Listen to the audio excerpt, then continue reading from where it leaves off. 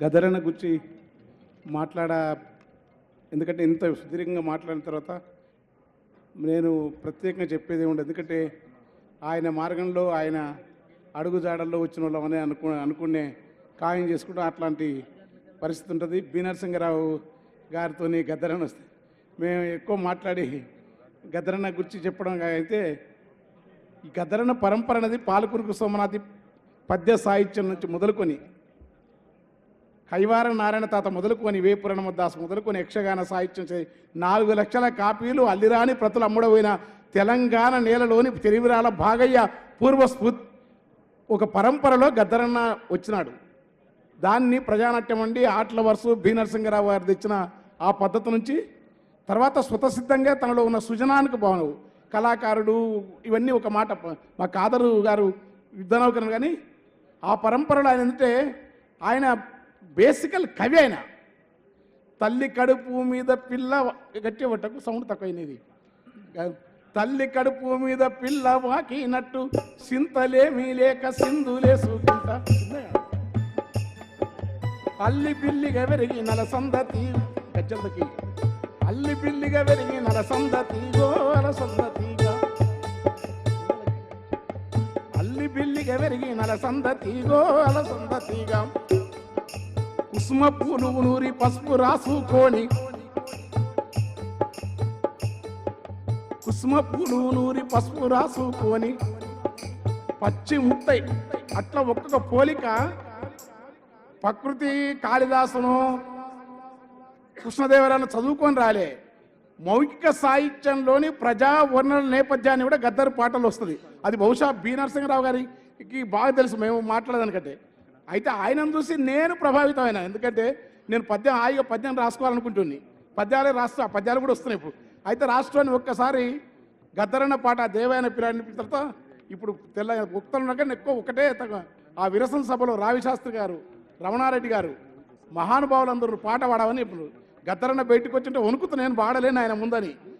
మంచి ఆ రాష్ట్రపతి అని ఉండే ఏఎఫ్టీ నాయకుడు దానికి కావాల్సిందంతా చేస్తాం సిద్ధం చేసి పెట్టి మాయితో పుట్టినోన్ని మల్లె పువ్వులే చేసి మాయితో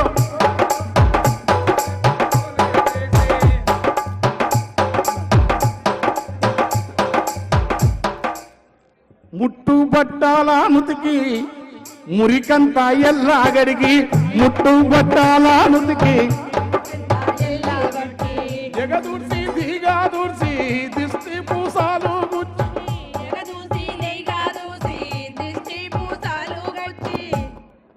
మంత్రసానులయ్యి మన తల్లులు సాకిరి చేస్తే పెరిగి పెద్దగై ప్రతిభ గల్ల మునగాళ్ళు అయినరని ఇంతలో తెత్తి సన్నటి మనిషిని అప్పుడు నేను ఎట్లేను ఇట్లా ఆడుతున్న ఆకాశంలో మామూలు కిక్కులేదు నాది. కిందికి వచ్చి ఎవర్రా వీడు ఏ ఊరు అనేది అన్నాడు. ఆయన చూస్తే భయం అసలు. గద్దరంటే అప్పుడు బాలెడ మనకు పాల్ రాప్సన్ బాబ్ డిలాన్ బెల్లి జోయలు బాబు మాలిని వీడు ఎవడు తెలియదు. తర్వాత ఇట్లా చదువుకొని ఆ నర్సింగ్ ఇట్లా ఇట్లా చదువుకొని మనకు ఎవడు తెలియదు. కానీ ఆయన చూస్తే ఆయననే మాకు పాల్ రాప్సన్. ఆయన కంటే ముందున్న నాజరు పాటలోని దుఃఖాన్ని మేము ప్రజానాట్యంలో విన్నాం. అది ఆ నాజరు వారసత్వాన్ని కోస్తాంధ్ర ప్రాంతపు రేపల్లె ప్రాంతపు కల్చర్కు తెలంగాణ ప్రాంతానికి ఉన్న ఈ రెండింటి మధ్యలో తెలుగు నేల సృష్టించిన ప్రజానాట్య మండలి అరుణోదయ జననాట్య మండలి కానూరు తాత రామారావు గారు గద్దరన్న ఈ పరంపరకు సంబంధించిన వచ్చిన కవులకందరికీ ఆనాటి విప్లవ ప్రజా ఉద్యమాల యొక్క మహత్తరమైన పోరాట స్ఫూర్తి ఉండటం వల్ల కవులంతా లిబెట్టినారు. గుర్తుపెట్టుకోండి. ఊరికే మేము పాటలు రాస్తేనే కాలే ఎన్ని పాటలు మాకంటే మా అందస్తులు చెప్తా. ఇప్పుడు మా ఇద్దరం సరిగ్గా గద్దరన్న సభలో చిన్న ఈరోజు ఇద్దరం కలిసి వచ్చి నివాళులు అర్పించినాం. జయగీతి కై మోగేరా తెలంగాణని. అలాంటి అందస్త్రీ కూడా చదువుకొని రాశారు. కానీ ఎక్కడ ఈ ప్రాసంగికత ఉంది? వంగపండు గారికి, గద్దర్ గారికి, నాజర్ గారికి, కర్ణాటి లక్ష్మణ గారికి, సలాది భాస్కర్రావు గారికి, పరంపర సుద్దాల హనుమంతు గారికి పరంపర పరంపర పరంపర నిరంతరదాయంగా సాగిపోయే ఒక వారసత్వం. అది అనేక రూపాల్లో మౌఖిక వారసత్వం వచ్చిన ప్రజా ఉద్యమం యొక్క మార్క్సిజం యొక్క శక్తి లేకపోతే గద్దర్ని ఈ లోకం మీద మామూలు గొప్ప అక్షుక సత్తయ్య గారి మహాకళాకారుడు, మిద్దెరాముడు మహాకళాకారుడు, మంచి పాటలు అద్భుతంగా సీతారామ శాస్త్రి రాస్తారు. సినిమా కొసరాజు గారు. గద్దరుకున్న గొప్పతనం ఏంటంటే మార్క్సిజాన్ని తన ప్రాపంచిక దృక్పథంగా స్వీకరించిన మూలాన తన దుఃఖాన్ని కాదు ఇతరుల మొత్తం పీడిత ప్రజల యొక్క అంటే మేము అప్పుడప్పుడు ఆవేశంతో మాటలు దొరుకుతాయి. మాకేందంటే అట్టడుగున్న ప్రజల నుంచే విముక్తి అని తెలుసు కనుక నాలాంటి కూడా ఇవాళ నేను నిష్పక్షపాతం కూడా ఏదైనా ఉద్యమాలకు అంటే మా వచ్చిన సమూహం నుంచి కూడా బయటపడి వదిలే అది గద్దరన్న స్ఫూర్తి అట్లా. దానికి కారణం అంటే మార్క్సిజం ఇచ్చిన ప్రాపంచిక దృక్పథం. దానికి అలా అన్యాయం జరగకూడదని చివరి వరకు కొనుక్కొని హాస్పిటల్లో కూడా దానికి తప్పించినాడు. ఇవాళ ఎందుకంటే ఈ ఎంజాయ్మెంటు ఈ కళలు ఈ మేధావులు అస్సలు టైంలో పిసలు పంట కూర్చునేది అంతే ఏముండదు. మన పరిస్థితులు మన బతుకులు. కానీ గద్దరన్న ఈ జీవితం అంతా బతుకుతూ కూడా ఒక్కరొక్కరు ఒరిగిపోయి సుక్కలల్లా గలిసినారా, ఒక్కరొక్కరు ఒరిగిపోయి సుక్కలల్లో గలిసినారా, సుక్కలల్లా గలిసి మీరు సూర్యులై మొలిసినారా, సుక్కలల్లా గలిసి మీరు సూర్యులై నిలిసినారా, ఏ దిక్కు లేనొల్లాకు మా బిడ్డలు, ఏ దిక్కు లేనోళ్ళకు మా బిడ్డలు, మీరు దిక్కు చూపే సుఖాలవుతారా మా యోధులు, వందనాలు వద్దురా వద్దురా కొడుక దురలతోని యుద్ధమొద్దని, నెత్తినోరు మొత్తుకొని ఎంత చెప్పిన ఇనకపోతివి, దండివాడవు మొండివాడు శమలు నిండిన గుండెవాడవు,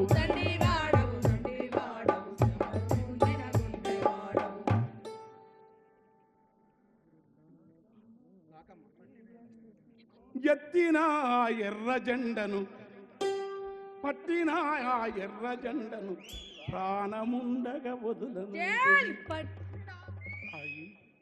ఇది అన్నమాచార కీర్తన, త్యాగరాజస్వామా, జస్రాజు టుమిరా, పరివిదా సుల్తాన్ గానమా, చీమకుర్తి నాగేశ్వరరావు అద్భుతమైన నానా కాదా అలాంటి అద్భుతం కలిగించింది. ఎందుకంటే దాంట్లో కవిత్వం ఉంది, భావుకత్వం ఉంది, కళా సాహిత్య సాంప్రదాయాలను బాగా తెలిసిన మహానుభావుడు గద్దరు. ఊరికనే రాయరు, ఆ అభినయం చూడు, అది వారికి కథ అది కాదు, మంత్రంలో అంటాడు సరే ఒక్కసారి నేను పరిచయం అయిపోయి. ఎందుకంటే నాకు అంతకుముందే తెలుసు మా తన అంబనుబంబు జోజ్వలకరంబుజ శారద చంద్రచంద్రిక ఆడంబర చారమూర్తి ప్రకటస్ఫుట భూషణ రత్న దీపిక సుంబిత దిగ్విభాగ సుతసుప్త విముక్త నిజ ప్రభావ భావ అంబర వీరి విస్తృత విహారి మమో కృపజోడవు భారతే. ఏం చదువు రాదు, ఏంద్ర అంబరం అంబుజులు తెలియదు, కానీ తెలంగాణ నెలకు యక్షగానం పరిచయం చేసినది. మీ అందరూ అదే రాస్తారు చదువు, కానీ దాన్ని బ్రేక్ చేసిన గద్దరు. ఆ బ్రేక్ చేయడం అంటే నెత్తంత మాసింది రవికంత జినిగంది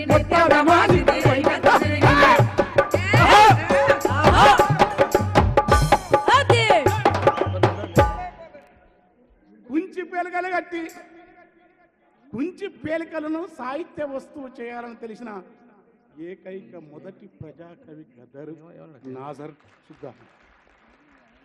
ఈయన దాన్ని ప్రపంచవ్యాప్తం చేసినాడు.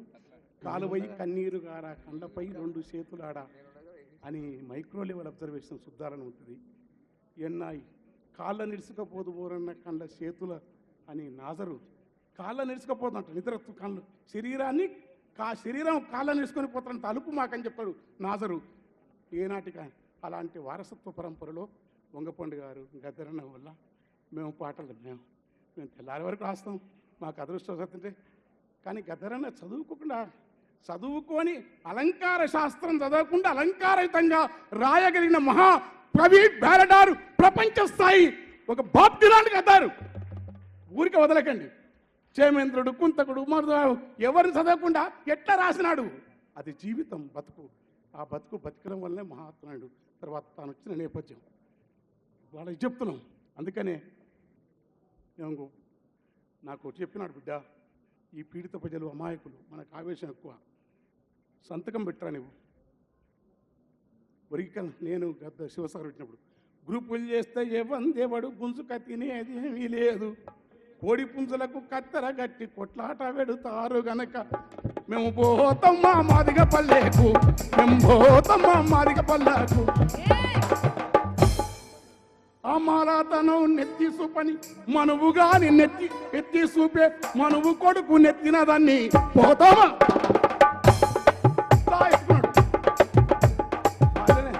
మళ్ళీ వెంకట్రావుడికి ఈ అట్టడుగున్న సాకలే వీరన్న చెప్పిన ఈ లైన్ల నుంచి అయితే కులవాదం కూడా కాదు, అందుకే బుద్ధుని తీసుకున్నాడు. ఆ సమస్య వరకే కులవాదం. నా మాలానే నా మాదిగానే నా గట్టి మనమంతా చెమట జీవులం, ఉత్పత్తి కులాలం. మనువు విభజించబడ్డ ఈ కుల వ్యవస్థను బద్దలు కొట్టి గొప్ప మహోన్నతమైన అది ఎన్ని తప్పులున్నా ప్రపంచంలో సోషలిజమే అజాయం ఉంటాయి. మా వెళ్ళి ఉంటదిరా కమ్యూనిజం ఉంటదిరా. త్యాగాలపై నుంచే పడవ కమ్యూనిజం, భోగాల నిరసించే విలువ కమ్యూనిజం, ప్రకృతిని శోధించే చొరవ కమ్యూనిజం, ప్రాణాల కెరవని తెగువ కమ్యూనిజం, గద్దరే కమ్యూనిజం. Thank you.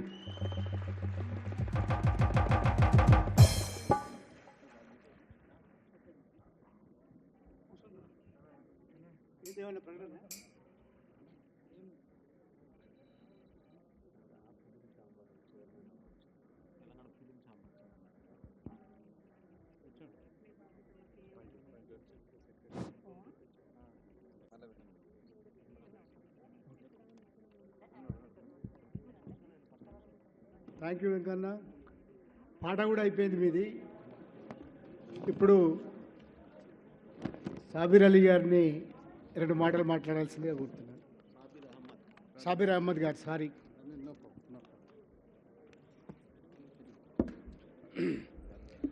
నేను general secretary Jamiat Ulama Telangana. My national president Maulana Mahmood Madani and state president Hafiz Peer Shabbir Ahmed XMLC, उनके बिहाफ में मैं आज ये प्रोग्राम में इधर आया। 1 साल हो